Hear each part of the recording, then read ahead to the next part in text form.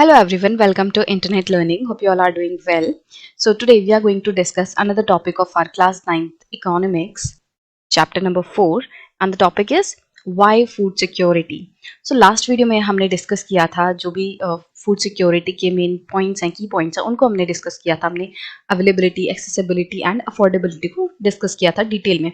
उससे हमें समझ आया कि अगर हम किसी भी देश को कहना चाहते हैं कि वो फूड सिक्योर है तो हमें वो 3 पॉइंट्स जो है उसमें देखने पड़ेंगे. अगर वो तीनों पॉइंट किसी भी देश में अवेलेबल हैं तो हम कह सकते हैं कि वो देश फूड सिक्योर है या उस देश में फूड सिक्योरिटी है. अब हम जानेंगे कि भाई फूड सिक्योरिटी क्यों जरूरी है. The poorest section of the society might be food insecure most of the time, while persons above the poverty line might also be food insecure when the country faces a national disaster या calamity like earthquake, drought, flood, tsunami, widespread failure of crop causing famine, etc. तो इसमें क्या बोला गया है कि जो poor person होता है वो ज्यादातर फूड इनसिक्योर रहता है. मतलब कि कोई ऐसा पर्सन जो पॉवर्टी लाइन के नीचे है वो अपनी जिंदगी में ज्यादातर टाइम उसका ऐसा रहता है कि वो फूड इनसिक्योर रहता है. मतलब कि उसके पास खाना नहीं होता, अच्छा खाना नहीं है, उसके पास इतना पैसा नहीं है कि वो खरीद सके, या फिर खाना मिलता भी है तो वो अच्छा खाना नहीं होता. तो वो पर्सन फूड इनसिक्योर रहता है. बट वहीं कभी कभी कुछ ऐसा टाइम भी आता है जब जो पर्सन पॉवर्टी लाइन के ऊपर भी हैं वो पर्सन्स भी फूड इनसिक्योर हो जाते हैं. तो हम क्या कह रहे हैं कि भाई जो पुअर आदमी है वो ज्यादातर, वो most of the time food secure रहता है. ठीक है. बट जो पर्सन पॉवर्टी लाइन के ऊपर है उसको तो हम कहेंगे कि पॉवर्टी लाइन के ऊपर होना मतलब कि वो पर्सन अपनी बेसिक नेसेसिटीज को सही से केटर कर सकता है, वो अपने जो भी रोटी कपड़ा मकान है उसको सही से अफोर्ड कर सकता है. बट कभी कभी क्या होता है कि ये जो पर्सन पॉवर्टी लाइन के ऊपर है इसको भी फूड इनसिक्योरिटी का सामना करना पड़ सकता है. किन किन केस में एक अबव पॉवर्टी वाला पर्सन भी, अबव पॉवर्टी लाइन वाला पर्सन भी फूड इनसिक्योर हो सकता है. जब नेशनल डिजास्टर या कोई कालमिटी आ जाए, मतलब कि कोई आपदा आ गई, जैसे भूकंप आ गया, सूखा पड़ गया, बाढ़ आ गई, सुनामी आ गई, या फिर कभी किसी साल वाइड स्प्रेड फेलियर हो गया क्रॉप का. इसका मतलब या फिर किसी साल जो क्रॉप है, जो फसल है वो अच्छी नहीं हुई, फसल बर्बाद हो गई. तो इन सभी केसेस में भी क्या होता है, हमें ऐसा देखने मिलता है कि जो पर्सन पॉवर्टी लाइन से ऊपर हैं वो भी फूड इनसिक्योर हो सकते हैं. तो अब हम देखेंगे कि भाई ऐसा क्या होता है कि इन कालमिटी के टाइम, इस डिजास्टर के टाइम कोई अबव पॉवर्टी लाइन वाला पर्सन भी फूड इनसिक्योर हो जाता है. ऐसा क्या होता है उस टाइम पे. So how is food security affected during a calamity. Calamity के टाइम पे फूड सिक्योरिटी कैसे अफेक्ट होती है, कैसे फूड सिक्योरिटी पे असर पड़ता है. Due to a natural calamity से drought, total production of food grains decreases. So मान लो ड्राउट पड़ा है. ड्राउट मतलब कि सूखा पड़ा है. सूखे में क्या होगा कि भाई बारिश नहीं हुई है. अगर अच्छी बारिश नहीं होगी तो उस टाइम पे जो फसल होगी वो भी अच्छी नहीं होगी. क्योंकि क्या होता है कि हमारे गांव में या फिर आज भी बहुत सारे जो हमारे किसान हैं वो काफी हद तक बारिश पे डिपेंड करते हैं कि अगर बारिश अच्छी हुई तो उनकी फसल को पानी मिलेगा और उनकी फसल अच्छी होगी. बट अगर बारिश नहीं हुई तो उनकी फसल बर्बाद हो जाएगी. तो बहुत बड़ा तबका हमारे फार्मर्स का ऐसा है जो कि बारिश पे डिपेंड करता है. तो ऐसे में अगर किसी साल सूखा पड़ गया, मतलब बारिश नहीं आई, तो उससे क्या होगा, उनकी फसल बर्बाद हो जाती है. तो ऐसा ही हम एक एग्जाम्पल ले रहे हैं कि मान लो कभी किसी साल ड्रॉट पड़ गया और जो टोटल प्रोडक्शन थी फूड ग्रेन की, मतलब कि जो टोटल फूड ग्रेन उगने चाहिए थे वो कम हो गए, उतने नहीं उगे. इसका मतलब हमारे देश में कमी आ गई. जब नॉर्मल टाइम रहता है तो मान लो हमारे देश में 1000 kg जो फूड ग्रेन है वो उगता है. बट जब ड्रॉट आया तो उसकी वजह से उस साल सिर्फ और सिर्फ 300 kg ही फूड ग्रेन उगा, है ना. तो कमी आ गई. अब जब कम फूड ग्रेन उगा है तो उससे क्या हो गया, शॉर्टेज हो गई. देश में जो फूड ग्रेन है उसमें कमी आ गई और इसकी वजह से क्या होगा कि जिन एरियाज में ड्रॉट आया है वो सबसे ज्यादा अफेक्ट होंगे. उन लोगों के ऊपर सबसे ज्यादा अफेक्ट पड़ेगा जहां पे ड्रॉट आया है, जहां पे फूड ग्रेन्स जो है वो प्रॉपर नहीं उग पाए हैं. Due to the shortage of food the prices goes up. अब ये चीज हम जो है शुरुआत में ही डिस्कस कर चुके हैं ये एग्जाम्पल को. तो सेम ही एग्जाम्पल इस सेक्शन में भी है कि जब शॉर्टेज होगी फूड की, जब खाना मान लो कितना था, नॉर्मल में 1000 kg होता है, इस साल कितना हुआ सिर्फ 300 केजी। तो देखो, जब नॉर्मल टाइम पे 1000 केजी जो है वो सब लोगों की नीड को केटर कर पाता था, सब लोगों का पेट 1000 केजी आराम से भर देता था। बट इस साल क्या हुआ, इस साल तो सिर्फ और सिर्फ 300 केजी हुआ। तो क्या 300 केजी में सारे लोगों का पेट अच्छे से भरेगा? नहीं भरेगा, शॉर्टेज आ गई। और जब शॉर्टेज आती है तो क्या होता है, प्राइस ऊपर जाते हैं। अब क्या होगा, अब इस 300 केजी को सिर्फ वही लोग खरीद पाएंगे जो ज्यादा पैसा दे पाएंगे, क्योंकि कमी है। तो जो अमीर अमीर लोग हैं वो कहेंगे कि भैया तू मेरे से ज्यादा पैसे ले ले और मेरे को ये अनाज दे दे, मेरे को फूड ग्रेन दे दे। तो इससे क्या होगा कि जो लोग गरीब हैं वो इस फूड ग्रेन को अफोर्ड नहीं कर पाएंगे, क्योंकि कमी होने के कारण, फूड ग्रेन की शॉर्टेज होने के कारण इसके प्राइस बढ़ गए और अमीर लोग अब उस बढ़ते हुए प्राइस पे अफोर्ड कर सकते हैं। अमीर लोगों के पास तो पैसा है, बट जो गरीब लोग हैं वो उसको अफोर्ड नहीं कर पाएंगे। If such calamity happens in a very widespread area or is stretched over a longer time period, it may cause a situation of starvation. अगर इस तरीके की कालमिटी कोई बहुत बड़े एरिया पे आ रही है, मतलब सिर्फ एक गांव या दो गांव पे नहीं, बल्कि पूरे पूरे स्टेट, एक स्टेट, दो स्टेट्स, मतलब जब बहुत बड़े एरिया पे ऐसा कोई प्रॉब्लम आ गई, ऐसी कोई दिक्कत आ गई, चाहे वो ड्रॉट की हो, बाढ़ की हो, सुनामी की हो, कोई भी जब ऐसी सिचुएशन है, कोई ऐसी कालमिटी है जो कि एक साथ बहुत बड़े एरिया पे आई है, इसके साथ साथ, या फिर वो बहुत बड़े एरिया पे तो नहीं है, एक छोटे से ही एरिया पे है, बट बहुत लंबे टाइम से चली आ रही है। मान लो कोई छोटा सा ही एरिया है, कोई दो तीन गांव हैं, वहां पे ड्रॉट पड़ रहा है, बट वो ड्रॉट सिर्फ एक साल नहीं पड़ा, बल्कि 4-5 साल से लगातार वहां पे सूखा ही पड़ रहा है। तो इन दोनों ही केस में, मतलब जब एक साथ बहुत बड़े एरिया पे कोई कालमिटी आए, या फिर लंबे टाइम तक, बहुत लंबे टाइम तक कोई एरिया उस कालमिटी को झेल रहा है, इन दोनों ही केसेस में क्या होता है, स्टारवेशन की सिचुएशन आती है, मतलब लोग भूखे मरने लगते हैं। स्टारवेशन मतलब भूख से मरना। तो जब लोग इस तरीके की सिचुएशन फेस करते हैं तो भूख से मरने लगते हैं, खाने की कमी हो जाती है, खाने के प्राइस बढ़ गए, गरीब लोग हैं वो अब खाना अफोर्ड नहीं कर सकते, तो उन्हें भूखा रहना पड़ता है, और भूखे रह रह के उनकी हालत ऐसी हो जाती है कि उनकी डेथ भी हो जाती है।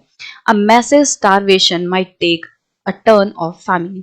और जब बहुत बड़े लेवल पे स्टारवेशन होगा, जब बहुत बड़े लेवल पे लोग भूखे रहेंगे, तो क्या आएगा, फैमिन। भूख से मरने को क्या कहते हैं, हम फैमिन कहते हैं। अकाल पड़ गया, जब सूखा पड़ गया है, लोग भूख से मर रहे हैं, तो उसे हम क्या कहेंगे, फैमिन। स्टारवेशन मतलब एकदम भूख लग रही है, ठीक है, बहुत ज्यादा भूख है, और ज्यादातर लोग ऐसे हैं जो प्रॉपर खाना नहीं खा पा रहे हैं। तो धीरे धीरे क्या होगा, जब बहुत बड़े नंबर पे ऐसे लोग हैं जो भूखे रह रहे हैं, धीरे धीरे करके उनकी हालत ऐसी हो जाएगी और वो मरने लगेंगे, और जब बहुत बड़े लेवल पे लोग भूख से मरने लगेंगे तो उसको हम क्या कहेंगे, famine. A famine is characterized by widespread of deaths due to starvation and epidemics caused by forced use of contaminated water or decaying food and loss of body resistance due to weakening from starvation। अभी जो हमने बात की कि भाई starvation की वजह से जब लोग बहुत बड़े लेवल पे मरते हैं तो उसे हम फैमिन कहते हैं। तो फैमिन का एक पार्ट जो है वो स्टारवेशन की वजह से मरना है।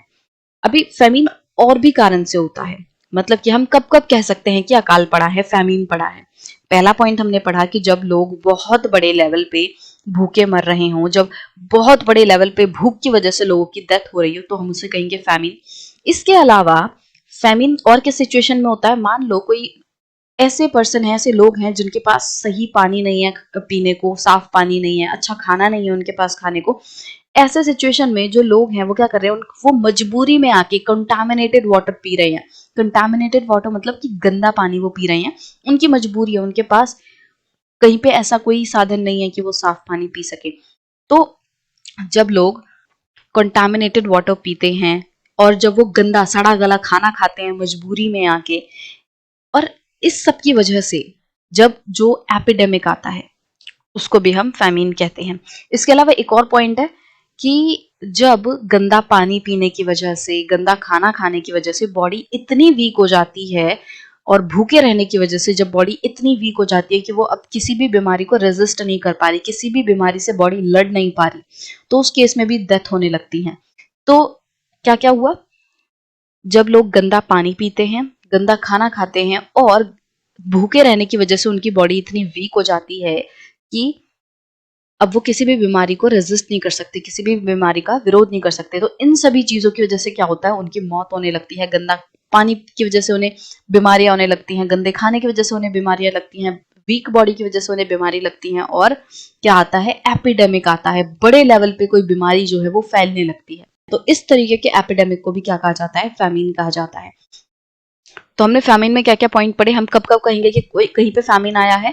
पहला, जब लोग बहुत बड़े लेवल पे भूख की वजह से, स्टारवेशन की वजह से उनकी डेथ हो रही हो, ठीक है। दूसरा ये, जब वो कंटामिनेटेड वाटर पी रहे हो, वो डिकेड फूड खा रहे हो, मतलब कि गंदा खाना खा रहे हो, और उनकी बॉडी वीक हो गई हो, जब इन सभी कारणों से वो मरते हैं तो भी हम उसे क्या कहते हैं, फैमिन कहते हैं। The most devastating famine that occurred in India was the famine of Bengal in 1943. अभी तक हमारे देश में इंडियन हिस्ट्री में जो सबसे खतरनाक फैमिन आया है, अकाल पड़ा है, वो था फैमिन ऑफ बंगाल इन 1943। 1943 में बहुत सारे लोग जो हैं बंगाल में भूख की वजह से मरे थे। तो बहुत सारे ऐसे रीजंस थे जिनकी वजह से बंगाल में फैमिन आया था, और उस टाइम पे जो फैमिन आया था उसमें बंगाल में ही सिर्फ और सिर्फ उस बंगाल वाले एरिया में ही 30 लाख लोग जो हैं उनकी डेथ हो गई थी। तो लगभग 1/3 ऑफ द पॉपुलेशन जो है उस टाइम पे वो उनकी डेथ हो गई थी। बंगाल प्रोविंस में, बंगाल जो हमारा स्टेट है उस टाइम पे, वहां पे लगभग 30 लाख मतलब 3 मिलियन लोगों की डेथ हुई थी फैमिन की वजह से। So do you know who were affected the most by the famine? तो क्या आप सोच सकते हो कि कौन लोग सबसे ज्यादा अफेक्ट हुए होंगे इस फैमिन की वजह से? मतलब किन लोगों पे सबसे ज्यादा असर पड़ा होगा फैमिन का? तो जाहिर सी बात है, जो लोग गरीब है, जिनके पास ज्यादा पैसा नहीं था, जो लोग बढ़ते हुए प्राइसेस के साथ कोप अप नहीं कर पा रहे थे, जो महंगी चीजों को नहीं खरीद पा रहे थे, उन सभी के लाइफ में सबसे ज्यादा असर पड़ा होगा। सो द एग्रीकल्चरल लेबरर्स, ऐसे लेबरर्स जिनके पास खुद की जमीन नहीं है बट वो दूसरों की जमीन पे जाके काम करते हैं लेबर की तरह, तो उनके पास भी इतना पैसा नहीं होता कि वो जैसे तैसे अपने 2 वक्त की रोटी चलाते हैं। तो ऐसे लोगों पे सबसे ज्यादा असर पड़ा था। इसके साथ साथ फिशरमैन हो गए, ट्रांसपोर्ट वर्कर्स हो गए, and other casual labourers were affected the most by dramatically increasing price of rice. तो ये सारे जो लोग हैं भाई, ट्रांसपोर्ट वर्कर्स हो गए, फिशरमैन हो गए, जो कैजुअल लेबरर्स होते हैं, जो मजदूरी करते हैं, इन सभी लोगों के ऊपर सबसे ज्यादा असर पड़ा था, क्योंकि जो राइस है, जो चावल है, उसके बहुत ज्यादा प्राइस बढ़ गए थे, और ये लोग उन सब उस बढ़ते हुए प्राइस को नहीं अफोर्ड कर पा रहे थे, उतने महंगे चावल वो नहीं खरीद पा रहे थे, और इसलिए वो भूखे मर रहे थे, और इन सब की जो डेथ है वो भूखे मरने की वजह से हो गई। Nothing like Bengal famine has happened in India again. तो अच्छी बात यह है कि अब जब से वो 1943 में हमारे लोगों के साथ गलत हुआ, उसके बाद से और लोगों के साथ वो गलत नहीं हो पाया। तो उसके बाद ऐसा कोई famine नहीं आया। It is however disturbing to note that even today famine-like conditions exist in many part of the country, leading to starvation deaths at time. But देखो, बंगाल famine जितना बड़ा कोई famine नहीं आया है वो तो अच्छी बात है, बट फिर भी दुख की बात भी है एक। दुख की बात यह है कि हमारे देश में कुछ कुछ ऐसे हिस्से हैं जहां पे आज भी famine जैसी कंडीशन रहती हैं, जहाँ पे जो लोग हैं वो भूखे मरते हैं, उनकी भूख की वजह से डेथ हो जाती है कभी कभी।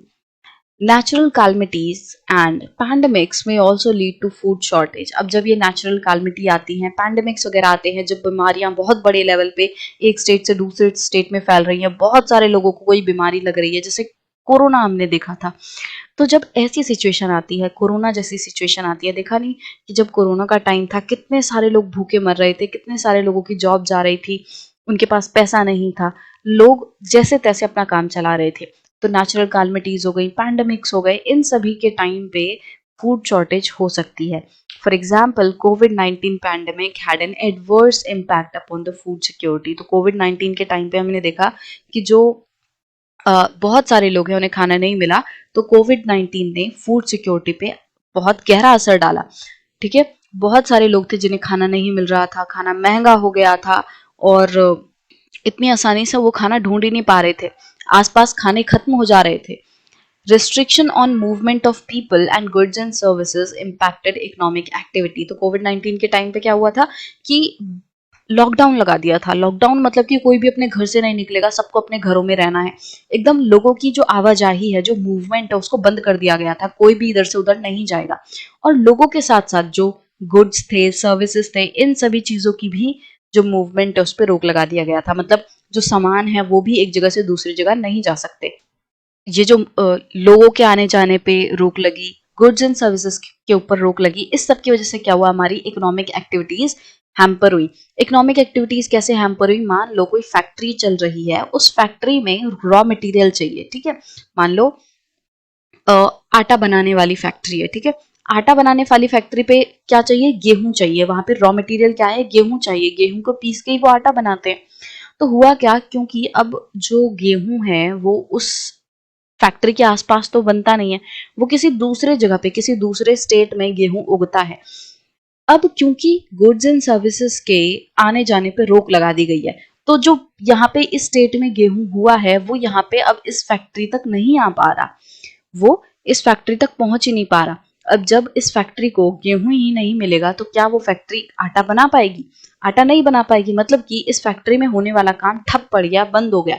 अब जब काम ही बंद हो गया यहाँ पे, तो जो लोग यहाँ पे काम कर रहे थे, क्या उनके पास काम रहेगा करने को? तो कंपनी क्या करेगी? उन लोगों को भी निकाल देगी। कंपनी क्या करेगी?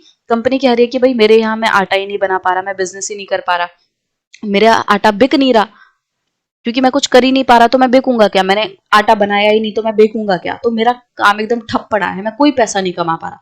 अब जब मैं कोई पैसा ही नहीं कमा पा रहा तो मैं तुम लोगों को कैसे पैसा दूं? मैं तुम लोगों को सैलरी कैसे दूं?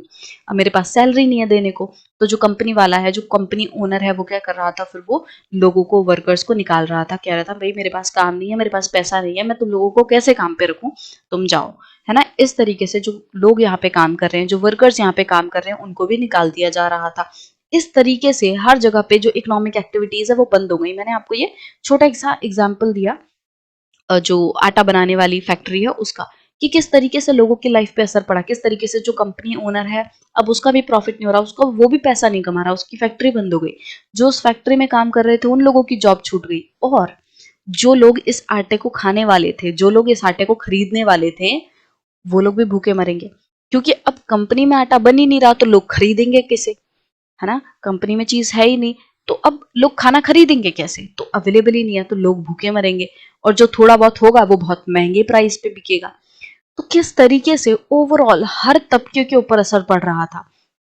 तो वही चीज आपको बताई गई है कि ऐसी कोई कालमिटी आती है, ऐसा कोई पैंडेमिक आता है, उस सब की वजह से हमारी फूड सिक्योरिटी पे असर पड़ता है, क्योंकि इकोनॉमिक एक्टिविटीज वगैरह सब बंद हो जाती हैं और हर एक पर्सन जो है वो अफेक्ट होता है।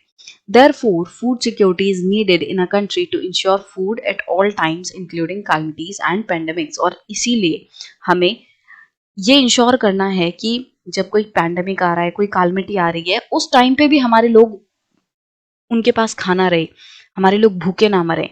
ये चीज इंश्योर करने के लिए हमें फूड सिक्योरिटी की बहुत ज्यादा जरूरत है ना। गवर्नमेंट को क्या इंश्योर करना है कि मान लो कहीं पे बाढ़ आ गई, कहीं पे सूखा पड़ गया, तो उस टाइम पे जो गवर्नमेंट है वो लोगों को खाना प्रोवाइड करा सके, लोगों को खाना अवेलेबल करा सके। तो क्या होगा, वहां पे फूड सिक्योरिटी मेंटेन हो सकेगी। तो ये जो फूड सिक्योरिटी है वो किस लिए जरूरी है? हमारा सेक्शन क्या था, why food security. Food security इसलिए जरूरी है ताकि कोई भी एडवर्स सिचुएशन में, कोई कालमिटी में, कोई पैंडेमिक में, कोई भी हमारा पर्सन, हमारा जो देशवासी है वो भूखा ना मरे, उसकी लाइफ बर्बाद ना हो, हम उसकी मदद कर सकें, उसे खाना प्रोवाइड करा सकें उस एडवर्स सिचुएशन में भी। इसीलिए जो फूड सिक्योरिटी है वो बहुत जरूरी है। सो यहाँ पे एक टेबल दे रखी है जिसमें कि 1938 से लेके 1943 तक बंगाल में क्या प्रोडक्शन थी राइस की, उसका डेटा आपको दिया हुआ है। सो 1938 में प्रोडक्शन जो थी वो 85 लाख टन थी, और इंपोर्ट इस साल कुछ भी नहीं हुआ था और एक्सपोर्ट भी कुछ नहीं हुआ, और टोटल अवेलेबिलिटी कितनी थी? 85 लाख टन की। सो 1939 में जो टोटल प्रोडक्शन थी बंगाल में वो 79 लाख टन की थी, इंपोर्ट 4 लाख टन के थे, और टोटल अवेलेबिलिटी कितनी हो गई लोगों के पास अनाज की, राइस की, वो थी 83, 79 प्लस 4। इसी तरीके से 1940 में 82 की प्रोडक्शन थी, 3 इंपोर्ट थे, और टोटल 85 की अवेलेबिलिटी थी। 1941 में 68 लाख टन की प्रोडक्शन हुई, 2 लाख टन इंपोर्ट किए, और टोटल 70 हो गया। और 42 में ये जो आंकड़ा है वो 93 का था प्रोडक्शन के मामले में। इंपोर्ट एक्सपोर्ट की देखें तो इंपोर्ट 0 था और एक्सपोर्ट 1 लाख टन का हुआ था, और टोटल अवेलेबिलिटी 92 लाख थी। 92 लाख कैसे कि प्रोडक्शन हुई है 93 की, एक्सपोर्ट मतलब आपने किसी और देश को दे दिया तो आपके में माइनस हो गया, -1, तो क्या हो गया 92 की अवेलेबिलिटी हो गई। वही 1943 में जिस ईयर में ये फामीन आया उसमें अगर हम देखें जो प्रोडक्शन है वो 76 की थी, 76 लाख प्रोडक्शन हुई, 3 लाख टन हमने इंपोर्ट किया था, कुछ भी एक्सपोर्ट नहीं किया था, तो टोटल अवेलेबिलिटी थी 79 की। तो अगर हम पहला क्वेश्चन देखें, पहला क्वेश्चन है इस टेबल के आधार पे हमसे पूछा गया है, some people say that the Bengal famine happened because there was a shortage of rice, study the table and find out whether you agree with the statement। अब देखो अगर आप टेबल में देखोगे तो क्या 70 मतलब ये 1943 वाला ही पीरियड था जिसमें सबसे कम प्रोडक्शन हुई थी। आप देखो अगर टोटल अवेलेबिलिटी देखोगे तो एक तो है ये 70 और फिर ये 79, इन दो में सबसे कम है। अब हम कह रहे हैं 1943 में अकाल आया था जिस टाइम पे 79 की अवेलेबिलिटी थी और प्रोडक्शन 76 की थी। बट अगर हम 41 में देखें, 1941 में देखें तो टोटल प्रोडक्शन 68 की थी जो कि 1943 की प्रोडक्शन से काफी कम है। बट उस टाइम पे 1941 में अकाल नहीं आया, फैमिन नहीं आया। सो इसका मतलब क्या है कि जरूरी नहीं कि अगर आपकी प्रोडक्शन ही कम है तो ही अकाल आए।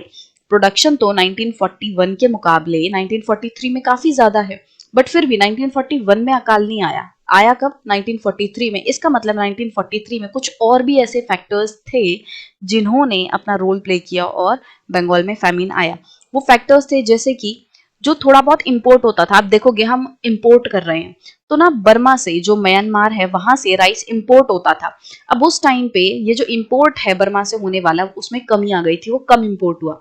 इसके साथ साथ हम थोड़ा बहुत एक्सपोर्ट भी कर रहे हैं।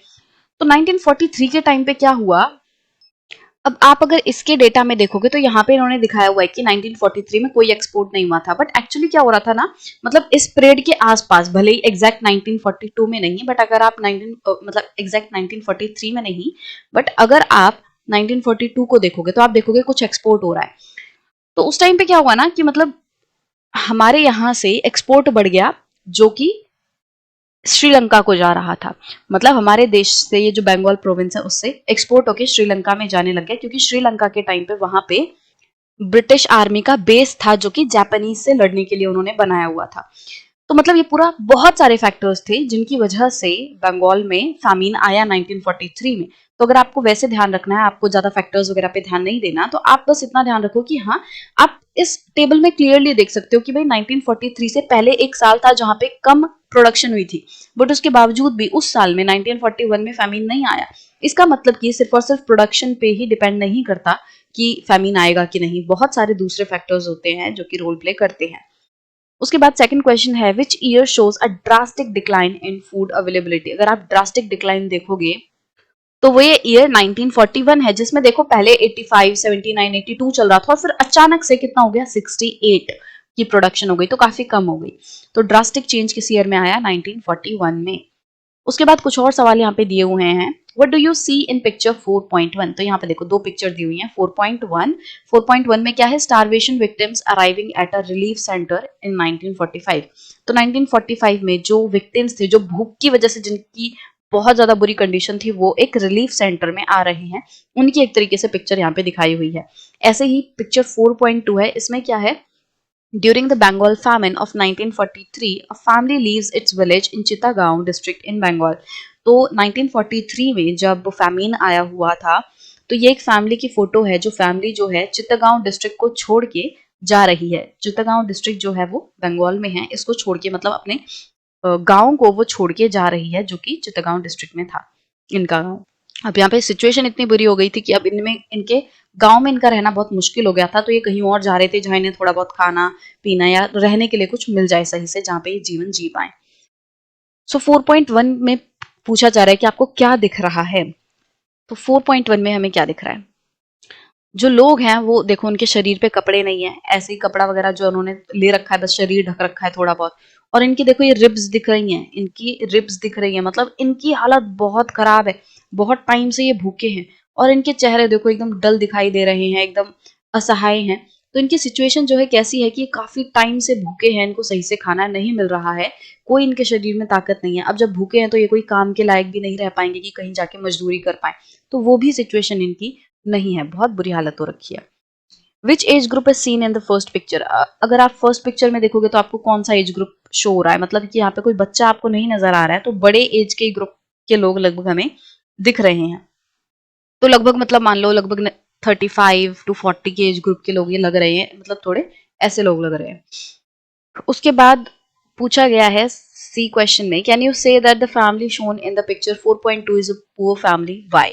तो ये जो पिक्चर है इसमें कुछ लोग दिख रहे हैं, एक फैमिली दिख रही है, और आपसे पूछा जा रहा है कि क्या आपको इस फैमिली को देख के ऐसा लग रहा है कि ये गरीब है, अगर हाँ तो क्यों। तो जाहिर सी बात है, इन बच्चों के शरीर पे बिल्कुल भी कपड़े नहीं है, इनके पैरों में चप्पल नहीं है, और इनकी हालत देखो, इनके भी ऐसे रिब्स दिख रहे हैं। तो और सामान देखो इनका जैसे तैसे, एक बस ये मटका लिया हुआ है, एक आध कपड़ा लिया हुआ है। तो मतलब इनकी सिचुएशन से हमें पता लग रहा है कि ये गरीब लोग हैं। अगर कोई अमीर होते तो वही प्रॉपर एकदम कपड़े वपड़े होते, चप्पल जूते पहने होते, सामान भी एकदम बॉक्स भर के होता कि बहुत सामान है, अमीर है। बट ऐसा कोई कुछ भी यहाँ पे नहीं दिख रहा है, तो ये पुअर फैमिली है। फिर क्वेश्चन है, can you imagine the source of livelihood of the people shown in the two pictures before the occurrence of famine in the context of a village. तो आपको एक विलेज के तौर पे देखना है कि भाई ये जो लोग हैं ये गांव से बिलोंग करते हैं, और ये किस ऑक्यूपेशन के होंगे, ये लोग क्या काम करते होंगे। तो अभी हमने ऊपर पढ़ा था कि भाई सबसे ज्यादा किन किन ऑक्यूपेशंस के लोग अफेक्ट हुए थे फैमिन की वजह से, तो agriculture labour, fisherman, transport workers. तो यही सारे ऑक्यूपेशन से ये लोग बिलोंग करते होंगे। ये जो फैमिली है, मान लो ये एग्रीकल्चर लेबरर होगी या फिर कोई फिशरमैन की फैमिली होगी, तो जो भी ऑक्यूपेशन हमने यहाँ पढ़े, इन्हीं में से किसी से ये बिलोंग करते होंगे, क्योंकि तभी फैमिन का इन पे इतना ज्यादा असर पड़ा। Find out what type of help is given to victims of a natural calamity at a relief camp. अब जब वो कोई नेचुरल कैलमिटी वगैरह आती है तो रिलीफ कैंप सेटअप किए जाते हैं, जहां पे कि अफेक्टेड लोगों को हेल्प की जाती है। तो वहां पे आपको पता करना है कि किस किस तरीके की हेल्प प्रोवाइड की जाती होगी।